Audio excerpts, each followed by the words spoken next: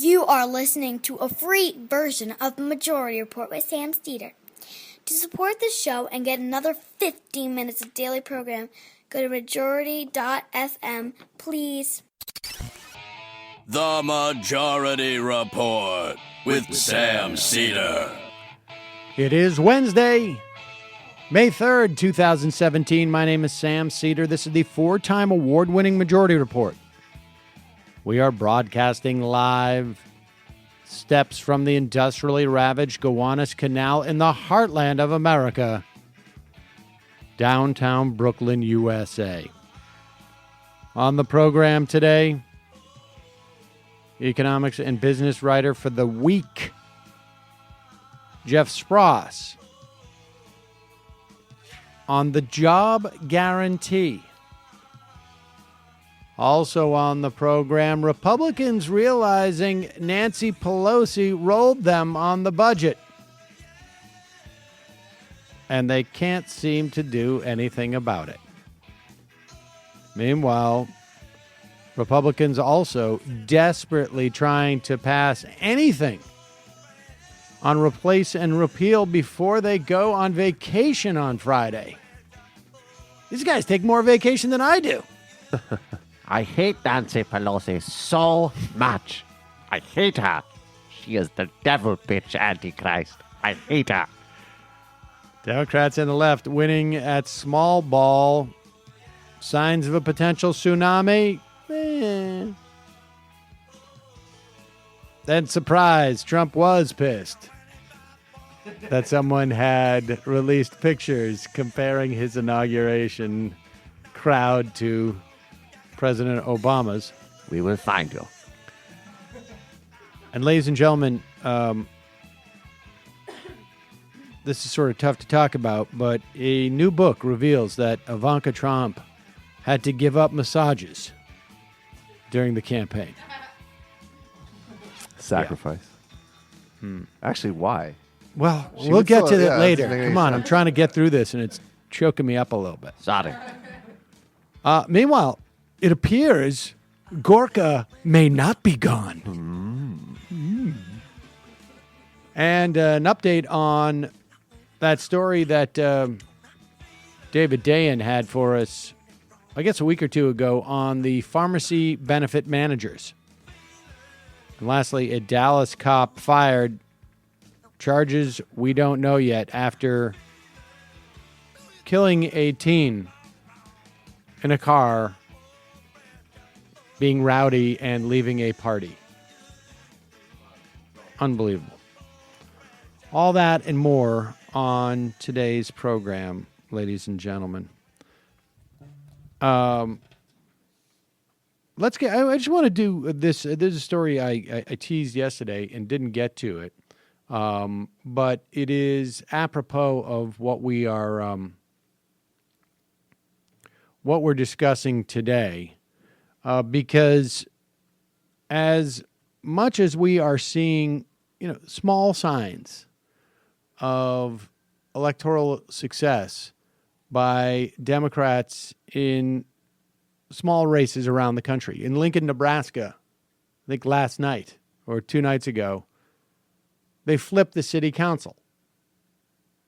Does that indicate that they'll win the Omaha mayoral seat, which would maybe indicate or help that they would win that one of those 3 Nebraskan congressional districts? Those are all questions. I'm not going to actually ask them in form of questions. I'm just going to have a rising intonation. Who knows? We also are 3 weeks away from the race in Montana, where Rob Quist is running, and the DCCC has just dumped $400,000 into that race. There was a primary winner in the South Carolina seat to replace Mick Mulvaney, who is the very odd, in my opinion, Office of Budget Management Director, the budget director for the administration, I should say. Former Tea Party guy, or I should say Freedom Caucus guy. That guy who won that primary, a former Goldman Sachser, but also very, very is leveraging that experience, saying he knows where all the bodies are buried when it comes to overseas taxes. He apparently was a tax lawyer there. I don't know how much of his change of heart, but, this is South Carolina and Mick Mulvaney's seat. So there are sort of buds, if you will, little sprouts, as we sometimes see in the springtime. But as you know, there was, it turns out, to be more or less an autopsy performed on the losses sustained by Democrats in the last election. Not just the presidential level, but there were losses across the board. And one finding from the polling has been highlighted. Now, much of this stuff hasn't been made public yet. But according to the Washington Post, I think this was Waldman, a shockingly large percentage of Obama to Trump voters said that Democrats' economic policies will favor the wealthy. Wow. Twice the percentage that said the same about Trump. Unbelievable. And that's what the polling said. Apparently Waldman watched some of the focus group activity. And this is Priorities USA. This is Super PAC that I guess is dedicated to restoring Democrats to power. They conducted these focus groups of Obama to Trump voters in Wisconsin and Michigan. Those, of course, the two big states where Clinton lost by, I think it's 10 and 14,000 votes respectively. And also, you had a place where Russ Feingold lost in Wisconsin. This was in late January. They polled 800 of these Obama to Trump voters. They also they polled 800 drop-off voters, people who voted for Obama in 2012 but didn't vote in 2016. And these are some of the quotes they heard. Clinton and the Democrats' economic message did not break. This is from Priorities USA conclusion. Did not break through to drop-off or Obama Trump voters, even though drop-off voters are decidedly anti-Trump. So they're, even those people who are anti-Trump didn't come out and vote against him.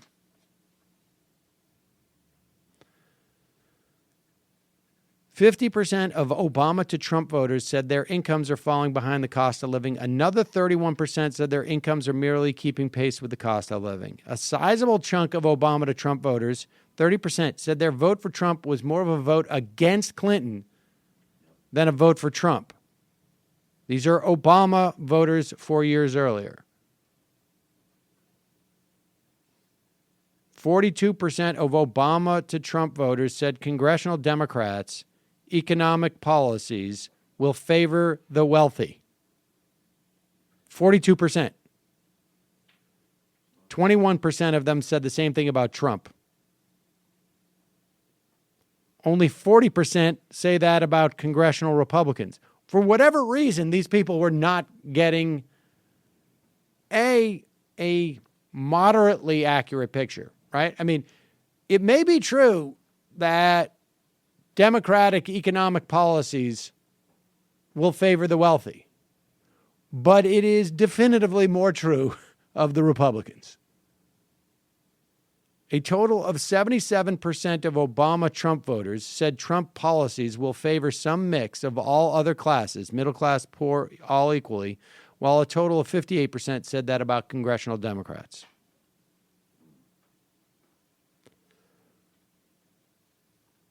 With the drop-off voters, similar dynamic. Priorities USA polling found that 43% of them said their income is falling behind the cost of living. 49% said their incomes were merely keeping pace. Skepticism about the Democratic Party was echoed rather forcefully in the focus group that he had watched.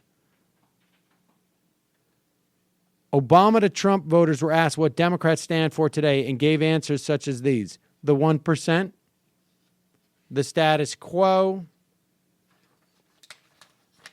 They're in it for the party themselves and the party. The Democrats, for whatever reason, ranging from perhaps some of their policies, undoubtedly not holding a certain sector of the 1%ers accountable, the bankers. But also, I think we're so late in the game in actually providing any real policy agenda that also could resonate with people. So not to say that on a marginal basis there wasn't some proposals. Well, that brings us to Jeff Spross with his proposal, and this has been going around for a long time, of a job guarantee, otherwise known as the employer of last resort. If you're a Democrat out there and you're looking for a proposal, I mean, we have expansion of Social Security that takes care of you in your pension. We have proposals out there to expand Medicare, introduced in the House, and I think soon to be, if not already, in the Senate by Bernie Sanders. Here's one to deal with jobs. We're going to take a quick break. When we come back, Jeff Spross.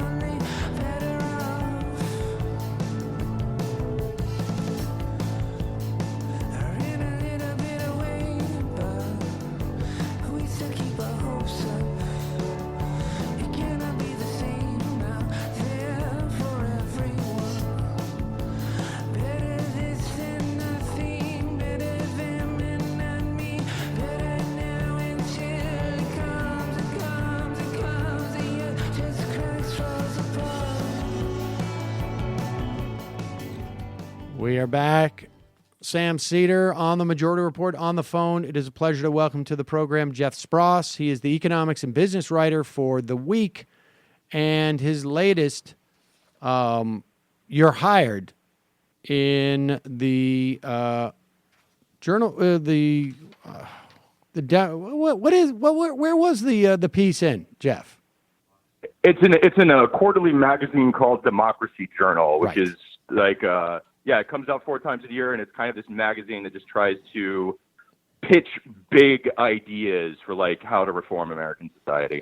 Well, thank you for joining us. And I just I prefaced your appearance with at least what we know, or the little that we know from some of the, I guess, autopsy from the last election, where Priorities USA had polled 800 Obama to Trump voters and 800 drop-off voters. Those were Obama voters in 2012 who didn't bother to show up. And there wasn't necessarily unanimity, but there was a strong contingent that felt that Democrats were working for the 1%, were not providing them with any major proposals to deal with stagnating wages. And you make the point at the beginning of your piece that we don't hear that much of an emphasis about jobs from Democrats, at least relative to what we heard from Trump during the last election. Yeah, I think one thing you notice certainly in the Clinton campaign platform, and even in the Sanders platform, though to a less extent, is that while they certainly talk about jobs as a good thing, it's often seen as sort of like the second order thing that happens because we did something else good, like invested in clean energy or expanded some kind of social welfare program so people had more money to spend in the economy. Trump was kind of unique in that he was really just like, I'm going to get you jobs, like straight up, that's what I'm going to do, just went right at the issue. Right, almost like he almost did the opposite, it seems like. Every one of his policies was a function of because it would help jobs. Right. Yeah. And I mean, I can go on. I'm a left-wing guy. I can go on all day about how terrible I think his stance on immigration is, for instance.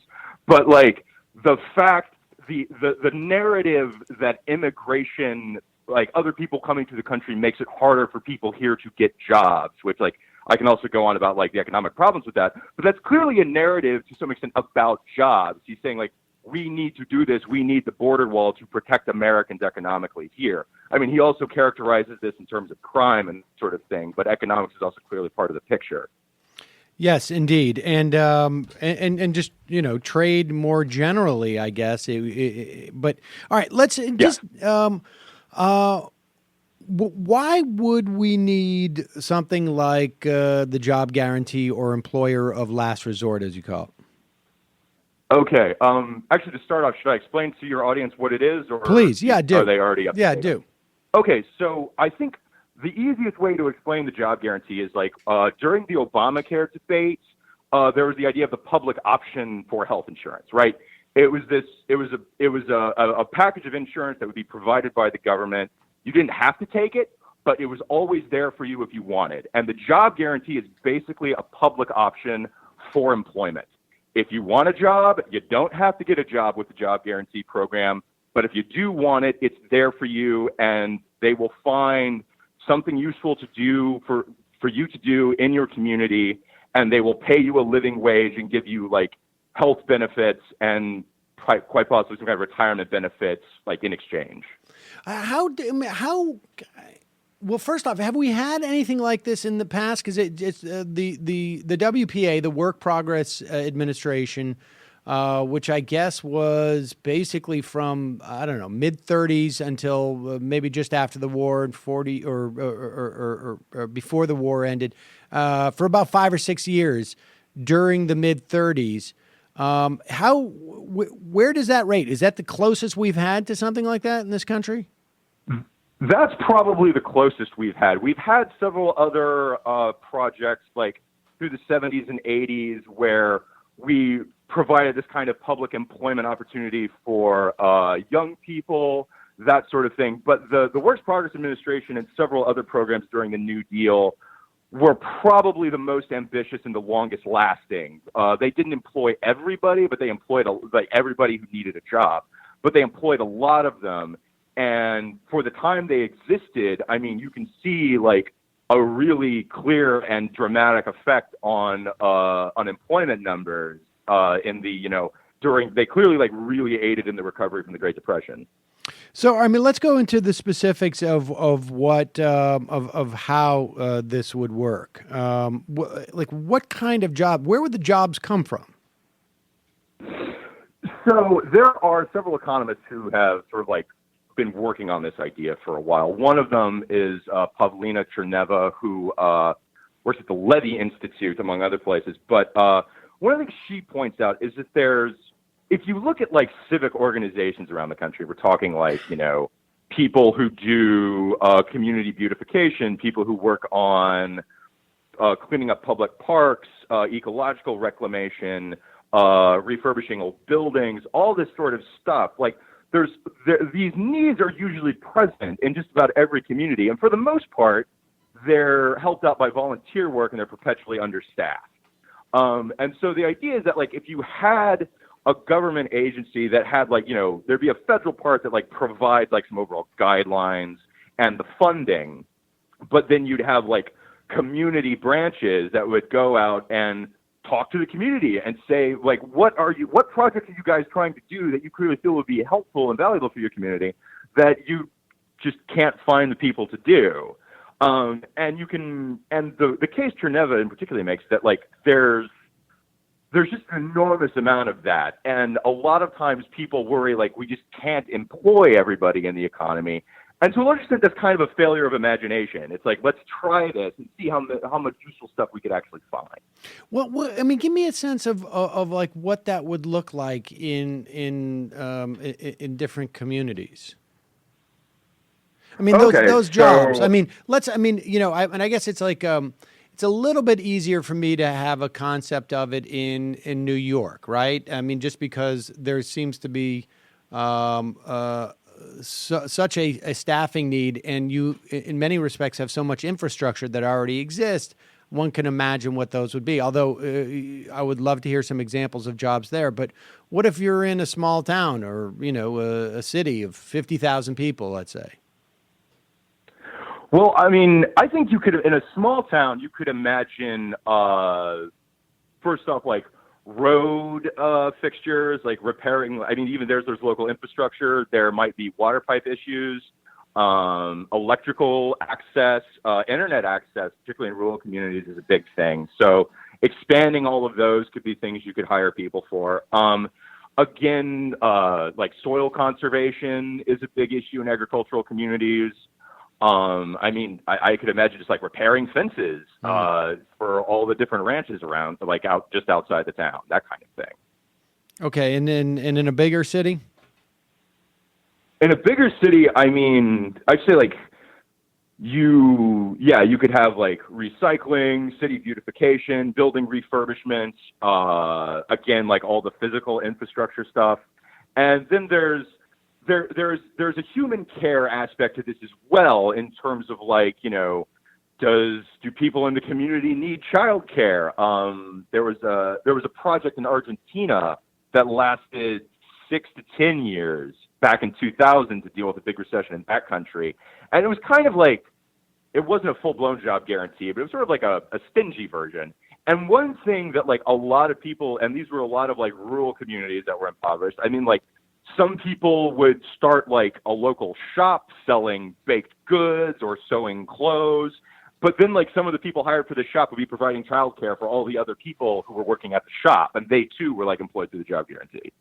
So, I mean, wait, could you explain that about the bake shop? The people weren't part of the job guarantee, were opening the bake shop. They were just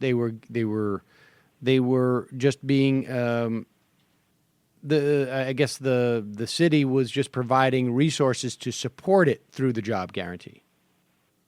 Well, actually, my understanding from the Argentina work was that the bake shops were actually sometimes open. Like the proposal that I'm offering, and that what also happened in Argentina, didn't just provide the wages; it also provided a certain amount of like upfront capital if like you were trying to start something like that. So they would open bake shops or like sewing shops or toy making. I mean, there was this whole list of stuff. And the initial wages provided by the job guarantee helped them get off the ground. But then they also made a profit, like selling this stuff to the local community, and that they were able to then plow back into expanding. Interesting. Okay, so give us a sense of like what the wages would be. What kind of benefits one would have? Okay, so in terms of wages, what I recommended in the article was $25,000 a year, and the reason I picked that was frankly because it's like it's what you get from $12 an hour, and that seemed to be the minimum wage that the Democrats in particular like seemed to be the center of gravity. I wrote this in December. The Democrats seem to be like agreeing that $15 an hour would actually be better now, which I'm all for, and that would work out to a $31,000 a year wage paid by the job guarantee. I just say like the idea of the job guarantee is not to compete with the private market for workers, so they wouldn't be like hiking their salary more to pull workers away from the private markets. But what it does is like it's basically a de facto minimum wage. Like if a private employer wanted to pay less than what the job guarantee was paying, then a worker could always be like, well, I'm just going to go take a job with the job guarantee program instead because they'll pay me more. So it is effectively an enforcement mechanism for a minimum wage. And this also applies to things like health benefits. What I recommended in the article was that you could just, I got this from William Darity, who's a Duke economist, who's worked on the job guarantee a lot. But his idea is just give the workers access to the same health benefits program that all other federal workers already enjoy. And so you get the same like enforcement there, like any private employer who like wanted to like attract people away from job guarantee jobs would need to offer benefits at that level or better. And so, in that respect, it acts. That's almost its most, I guess, distinct characteristic that is most analogous to the public option, where it is really just adds a competitor. In this case, a competitor. I guess to vying for your labor business, as it were, and drives up the wages, and it presumably, right, it would drive up the wages of everyone across the board. Exactly. Yeah. No. This is really a proposal to make private employment better by as exactly as you said, forcing them to compete with a public option. And has there been much work on like what the implications would be? I mean, how far up through employment would people feel the impact? I mean, with like how much upward pressure would it put on wages, through the system? That is a good question, and I can't give you like really detailed specifics, but I can say that like equivalent studies have been done on like the effect of upping the minimum wage law to $12 to $15 an hour, and like the ripple effects extend relatively high up the ladder. I can't say how high for sure, but they definitely happen. Now, I know that there must be some libertarians out there who are just expressing dismay that you would in some way put some businesses out of business, right? I mean, because theoretically, I'm no longer going to. I mean, it's the same problem, I guess, with the minimum wage, but you're putting elevator operators out of business, or some other businesses, I guess, theoretically. Yes. I mean, I don't think there is any denying that, like, if we instituted the job guarantee, like, a lot of low-paid work would go away. Like, for instance, the fast food industry probably wouldn't disappear, but it would probably shrink a lot, and, the burgers themselves would become more expensive. I'm, like, people who are concerned with, like, eating greens versus eating more meat and all that kind of thing. I mean, you could debate whether that's a good thing or a bad thing, but that would definitely happen. And I think the thing to point out is that with the minimum wage, there is, at least in theory, the possibility that by mandating through law that you have to pay at least this wage, you just make you simply make it impossible for the economy to provide enough work for everybody. I mean, I want to emphasize that, like, that's highly contested, and the data is not clear on that at all. But right, that is I think certainly the concern you get from the libertarian camp. To be fair, so the thing that I guess the point of to be fair on that, the ahead. data, I think, is the only thing that shows that I think with some teenagers sectors that there may be some job loss, but the job loss, the net is a gain because you're putting more income into people's hands. Right, exactly. I bring it up to say, like, that is the narrative you will get from the right, that's what's wrong with the minimum wage. And I think the main thing to say about the job guarantee is that the basic idea of the job guarantee is that it offers work for everybody. So, like, the idea of eliminating employment opportunities is sort of dealt with by definition. Right, exactly. And what would happen? What would be the age in which would you start at 18?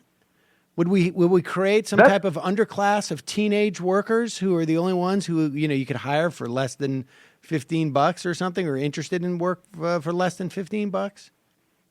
I think that's a very good question, and I have to admit that even with a 4,000-word article, I wasn't able to deal with all the particulars. I think, like, what you'd want to do is, like, I mean, you definitely want to be careful about, like, you don't want, like, child labor kind of thing happening. So, like, maybe, like, an age 18 is where the full job guarantee comes into effect. But there are definitely, the economists working on this have definitely been sort of spitballing ideas about, like, how, like, you could have an apprenticeship program component that, like, starts out for young people that eventually, like, can move them into the full-blown job guarantee if they want to, and that sort of thing. I mean, the other thing is, like, you don't want to be we need to just be investing in education a whole lot more so that, like, poor communities have good education opportunities, so you're not, like, pulling people away from the chance to learn more, so that they pulling young people away from the chance to learn more so they can work. So I think there's a lot of details to be worked out, but people are definitely thinking about that. Right. I mean, that's a little bit nitpicky, but I imagine if we get to that point where that's the argument, the proposal's doing rather well. How does it work? I mean, so this functions as sort of like an economic stabilizer, right? I mean, it sort of has a similar dynamic to food stamps, and we should talk about what the implications are for something like food stamps to institute something like this. But food stamps, the threshold doesn't change in terms of your eligibility, but when we go through hard economic times, the number of people who are eligible increases. This has the same dynamic, right? It wouldn't be a program that you say, we're going to earmark X number of billions of dollars annually. It would be a program was we're going to provide for the demand for these for these jobs, as opposed to base it on a specific number. Exactly. Yeah. You basically say how many people want a job through the job guarantee program, and then commit to spending whatever amount is needed to meet that demand. And yes, this would definitely be an economic stabilizer. I think it's very fair to argue that if once you have a job guarantee up and running, there's every reason to assume that recessions would be, I mean, they'd still probably happen, but they'd be less violent. They would be less deep. They would recover faster. And the reason for that being is that right now, when we have a recession, people get thrown out of work, and every person that gets thrown out of work is that much less consumption going on in the economy, which throws that many more people out of work. So it's like it's a self-reinforcing negative spiral that keeps going until the economy hits bottom and then begins to recover. And the idea of the job guarantee is that is that when the private market discards workers, instead of them becoming jobless, they just go onto the job guarantee work. They still have an income floor. They still can spend in the economy and so in the private market and provide consumption for private market employers. So the private market economy should recover much faster. I should say it's an automatic stabilizer, and you also throw in the idea I should mention too in terms of the jobs is one of my favorite ideas of postal service banking. But let's get to how much it costs, because one of the things that I think we've talked about on this show is that if we ultimately and hopefully move to a single-payer healthcare system, it's going to involve a significant hike in taxes that people should be aware of. Of course, there's benefits that come with that. You're not paying for your healthcare premiums, but what is the cost that you estimate for something like this? And then, where do we see the universal returns on something like this? Right. So, I need to pull up my article. I believe my estimation of how much it would cost was around $670 billion. It was exactly $670 billion. Your estimate. Well, my memory serves me well. And I should say, and the first thing to note is that is what the cost would be if we started it right now. And the first thing to note is that precisely because you are suddenly pumping more income into the economy, the private markets would recover, wages in the private market would go up, people would leave the job guarantee to go into the private market. So the cost of this program would immediately start falling. And it's difficult to say how far it would fall, but it would, if you look at the history of the Works Progress Administration, or the history of this program that was instituted in Argentina, I think it's fair to estimate that the cost of the program over the long term would stabilize at least around half of that initial $670 billion, maybe lower. And like $335 billion is less than a lot of the major entitlement programs we have now, their annual spending. 335 less than defense spending. 335 is close to basically a third of the cost of Social Security. I think Social Security is somewhere around $900 billion annually. And in this instance, not only would the actual, I guess, recipients or participants drop, right? Because theoretically you would get that much more economic activity with the more money, but you're also going to be saving money theoretically on the other automatic stabilizers that we have for people like food stamps, right? Because we'd be driving wages up, and you wouldn't have the concept of the working poor, really. Exactly. Like, I mean, the number of people who would be in need of food stamps, qualifying for food stamps, would go way down. All of the people on the job guarantee would have health benefits. They would not need to be on Medicaid. So all of the spending on these other programs that, like food stamps, Medicaid, and the other programs that provide a similar safety net, would fall naturally. I mean, we wouldn't even have to pass any laws cutting them. They would just, like, the number of people on them would just drop. And it's difficult to say how much that fall in spending would offset the spending on the job guarantee. I talked to several economists about this, got a lot of different answers, but like the lowest estimate seems to be like a fourth, and there were much more ambitious estimates as well. So, and what happens to the people? I mean, presumably, right, the people who do not opt into this program. I can imagine maybe there are single parents who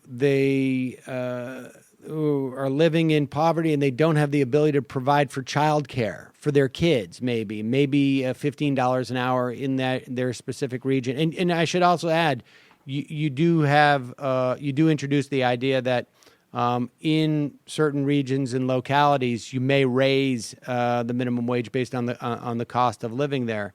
But for people who don't, or for people who are disabled, perhaps in some fashion can't work because of an illness or something, is there any concern about like increased stigmatization on some level? I mean, talk about the cultural implications of this, because you do raise this idea that, there is a perception that people who are on public assistance in some way are shirkers. I would imagine on some level that might increase for folks who are not on it, but it might work the other way for people who do look to make use of this as a public benefit. Yeah, I think that's a very good question, and I do try to like think through a few cultural implications a little bit in the piece. The first thing I think I want to say is just like there are a lot of people in the economy. There's a large portion of the people who are below the poverty line who like cannot participate in the labor market, even if they wanted to, that they're too old or they are disabled, or that they're in school. We'd like them to get an education. That's just a basic human need that we should be providing. So like, excuse me. We need a more generous social safety net to like plug these holes that the labor market simply cannot fulfill. Now, in terms of like whether we would stigmatize those people more under a job guarantee scenario, I certainly think you could imagine like a circumstance where you could have a job if you want to. The government's providing it to you. Why don't you take it? And these people are culturally shamed. I do wonder, however, like how much stigmatization of people on the safety net is a function of the fact that the labor market, even for people who are working in it, is often really unpleasant and low paid and unjust. And there is a sense of like the pie, because of that, there is a sense the pie is not big enough, that we all need to be fighting over our slice lest it go down. And anytime we see anybody else getting some help, we need to be, we need to be suspicious of that and hostile to that. And I hope, I should say, that if we pass the job guarantee, the experience of an economy that works for everybody and where everybody is made better off year after year would become much more universal. And that itself would affect cultural perception. Like maybe you have a situation where people say, well, the job guarantee is available for everybody. This person's still not working. Well, maybe it's because they're old or they're disabled or like they're in this social circumstance that really prevents them. And so my hope, I guess, is that this would actually in some ways help the politics of providing a more generous social safety net. Like I don't know the future, and I am not like a trained sociologist, so this is spitballing, but I guess I would say that is my hope.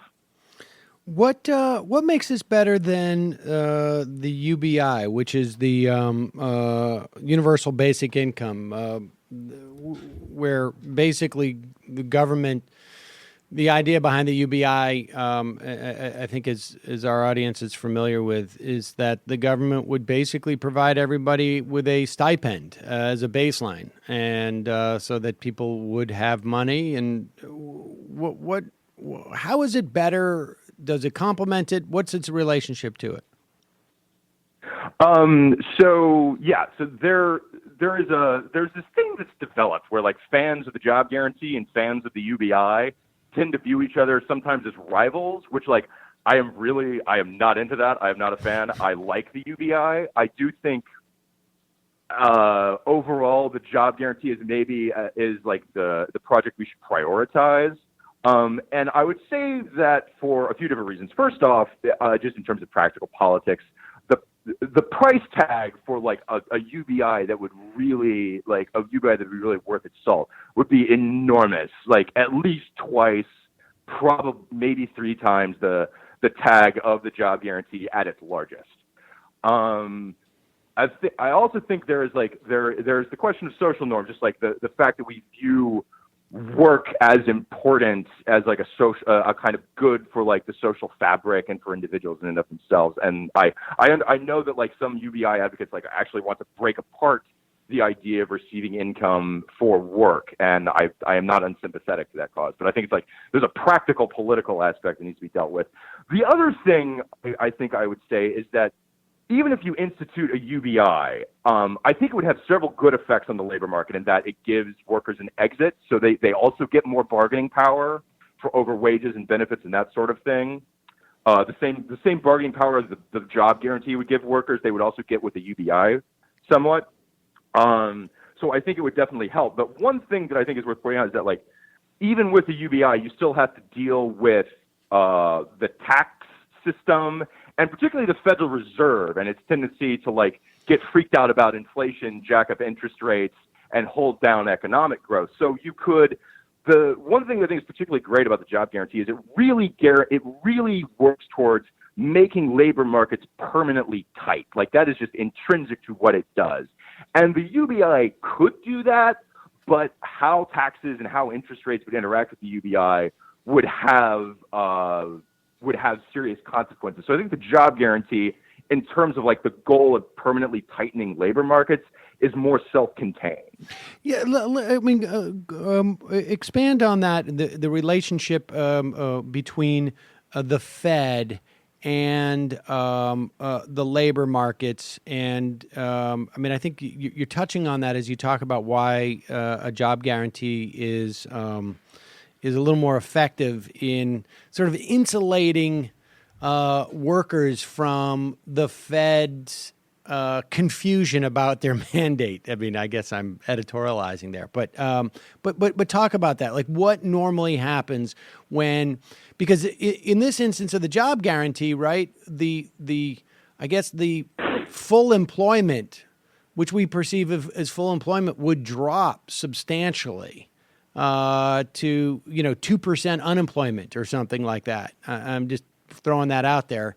And the fact that there's a guarantee of employment sort of insulates workers from the Fed freaking out about that. Right. So to just kind of lay the groundwork of what the Federal Reserve does, right? Like if they're worried about inflation taking off, they raise interest rates to cool off inflation. If they're worried that there's like the economy isn't generating enough jobs, they lower interest rates to encourage job growth. One thing I think to keep in mind here is that when you raise interest rates, the way that fights inflation as a practical matter is it throws people out of work. It forces businesses to either contract or not expand as much as they would otherwise. So people who are unemployed and would like to work cannot find work. I mean, and these are usually, I should also add, the most underprivileged people in the workforce, people who are disabled, who are not white, who are, have already suffered long spells of unemployment, who have been incarcerated in the past. These are all the people hit hardest by that particular methodology of controlling inflation. And like that, I mean, and that is the practical mechanism. Is the idea behind Fed policy is inflation is set off by an arms race between private employers when there's no new people to pull into the labor market. They just have to pull workers from each other, and that requires like perpetual wage hikes that then spiral into inflation growth. And so the idea of a job guarantee is that like if that arms race between employers gets out of hand, it can cool it off. But it doesn't cool it off by throwing people into unemployment. It cools them off by just putting them on the job guarantee, and then they can move back into the private market as soon as like the wage price spiral cools off and inflation is no longer a big deal.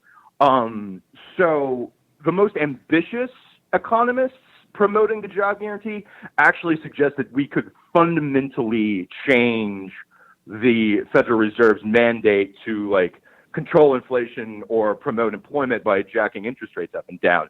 Other economists who are also sympathetic to the job guarantee are a lot more skeptical of that and think maybe the Fed would like still basically be the same as it is now. But that is definitely an aspect of this to keep in mind. All right. Lastly, are there any politicians who have adopted this?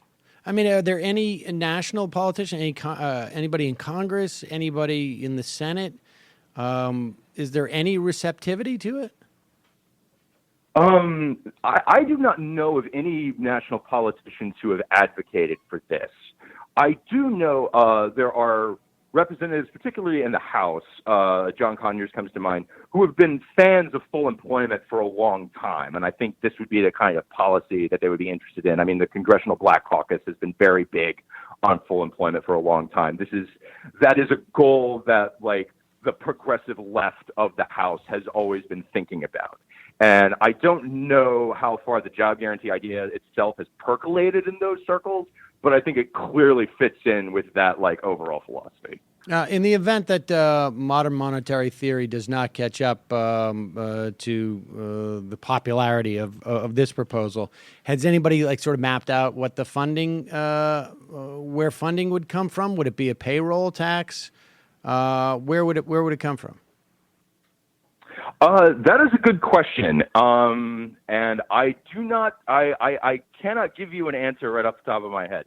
I do not know of anyone who has mapped out payments. One of the, like you said, like big fans of the job guarantee are the modern monetary theory people, and they really emphasize that like we have vastly more room to deficit spend than we think we do, and they basically say like precisely because the upper limits on our deficit spending is the risk of inflation, and because the job guarantee, like theoretically, could control inflation largely itself, they basically say the job guarantee should be all or mostly deficit financed. And again, I want to say that like that is an ambitious proposal that even a lot of left-wing economists who favor the job guarantee would not be on board with. In terms of like funding mechanisms, to be honest, I haven't really seen that many proposals for that. Like my personal bias would be like, fund it with income tax hikes on the well-off. But financial transaction tax would be nice too. Exactly. Yeah. All right. Well, Jeff, it's really it's a fascinating idea, and I'm glad to see it getting. I'm glad to see somebody writing it up, and hopefully we'll hear more of it. Jeff Spross, the piece is "You're Hired." We will link to it at majority.fm. Okay. Thanks very much for having me on. Thank you. Bye-bye. I like it. I'm down with that. Big time. Big time. You're big time down with that. I'm big time down with that. Legit, as Milo is now saying. Can you just explain modern monetary theory? What's the... Well, I'm actually thinking we need to have Stephanie Kelton on. And somebody's been asking me, a couple of people on Twitter, and we haven't had her on in a while. The idea is that our perception of the potential dangers of spending, of deficit financing things, are stuck in an era when our money supply was tied to a tangible resource, i.e. gold. So now that because we are a sovereign nation, because we have control of our own money supply, and also because of I think the strength of the dollar, that we cannot have inflation as a function of monetary policy, as opposed to inflation that could come from a shortage of whatever, as a function of supply, of increased demand versus supply. The idea is that it used to be if you put too much money in the economy, it's going to get overheated, and it could run away, as opposed to in the event that it got overheated, you just take the money out of circulation. But you know what? We should have Stephanie Kelton come back on. Maybe she could. This would be a good sort of peg for her to explain how. But it's largely, not exclusively, but the biggest proponents of monetary theory seem to come out of, I think it's the University of Kansas. Like Bill Black is out of there, but also Walter Moser, I think it is. But we'll have her back on. All right, folks. Going to take a quick break, head into the fun half. A reminder, this program exists more and more between the YouTube stuff and the this and the that as a function of your membership. If you have the financial means to become a member, please do so at jointhemajority.report.com. If you don't, but you still want the bonus material that we give our members, send me an email at majorityreporters@gmail.com and we will work out a deal with you. We're about to have like our first extra bonus special surprise soon. And that is Film Guy Matthew, who's going to come in next Friday. And he's going to screen for us the documentary he made. At the he didn't want to just send a link. He wanted to screen it in front of us. I'm stuck at a Polish bridge somewhere. It's possible we may have to give him an award or something. I think it's part of it is he just wants to be here and feel the love of his. Should bust out a red carpet for him. Maybe we could do a whole thing. Like there's a red carpet. We take some paparazzi shots. Yeah. Give him a goblet. Well, you know what he's going to do with the goblet, right? Sell it on eBay. Sell it on eBay. That's what I'm looking out for him. It and sell it on eBay. Is Mary coming? I don't know. I have not dug into the details. I bet she is. It's Come like on, a big Come on, moment. Sam, get on it, man. They're probably both This is going to a be dressed premiere. to the You got a nines. plan. And Yeah, now I know. they'll come in. We should all be in tuxes. Also, folks, justcoffee.coop, fair trade coffee, Yes. tea, or chocolate. Use the coupon code majority. Get 10% off.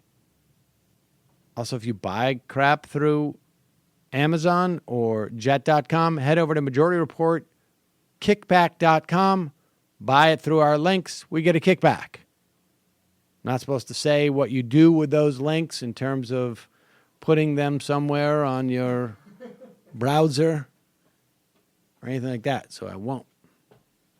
Not going to say it. I don't need to. But if you figure out a way to make them easily accessible. There's plenty of ways. People do it all the time. When people do things, they know things. Maybe they do them, maybe they don't. I don't fucking know. It's your fucking computer. 646-257-3920 is the number. You can IM us. We'll be right back after this.